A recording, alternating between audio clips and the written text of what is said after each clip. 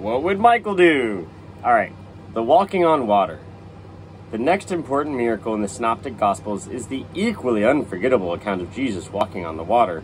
Once again, the episode is recorded in 3 Gospels. But this time, one of them is the Gospel of John. Given that scholars widely recognize that Jesus is depicted as divine in John's Gospel, we will focus our attention once again on the synoptic evidence, since that is what is in question. Consider the account in Mark. Immediately, Jesus made his disciples get into the boat and go before him to the other side, to Bethsaida, while he dismissed the crowd. And after he had taken leave of them, he went up into the hills to pray. And when evening came, the boat was out on the sea, and he was alone on the land. And he saw that they were distressed in rowing, for the wind was against them. And about the 4th watch of the night he came to them walking on the sea. He meant to pass by them, but when they saw him walking on the sea, they thought it was a ghost, and cried out, for they all saw him and were terrified. But immediately he spoke to them and said, "Take heart, I am, do not be afraid." And he got into the boat with them, and the wind ceased, and they were utterly astounded. While there are several differences in detail, again, contradictions prove God didn't write the Bible. So, just takes one. And unique features in the 3 accounts, it is the substantial agreement among them that demands our attention. Oh my God, you're literally spelling out that you're not even trying to determine if this is real or not. You want it to be real, so you're just picking the bits and pieces that go together and stringing them along.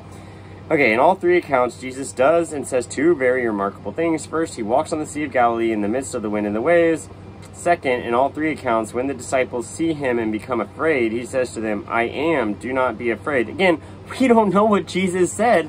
You've told us that a bunch of times. This is not a strict transcript of Jesus's words. So why make a big deal about it when the author already said, we don't know what Jesus said. So, but now you're going to nitpick and say, what is the meaning of this miracle, and why does Jesus say, "I am" to the disciples? We don't know if he said that.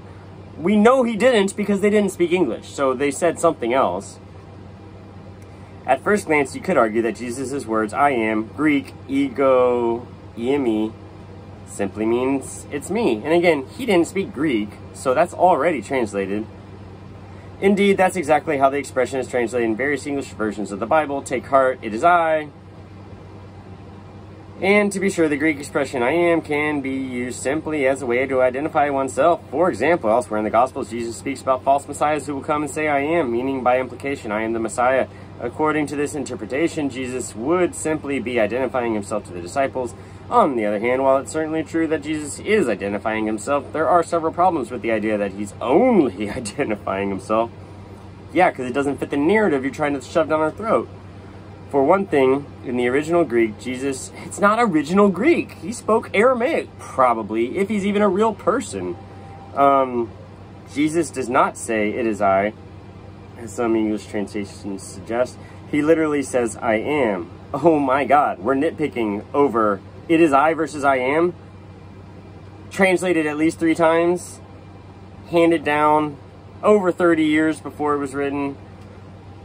God, grasping at straws is what this guy's doing. This is different from other occasions when Jesus simply wants to identify himself. For example, after the resurrection, when the disciples don't recognize him, you don't say, maybe it was somebody else.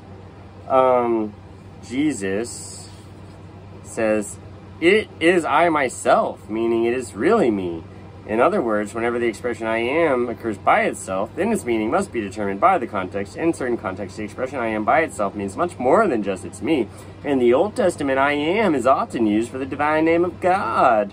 For our purposes, by far the most important of these passages is the famous account of the appearance of God to Moses in the burning bush on Mount Sinai. Is there any evidence that happened?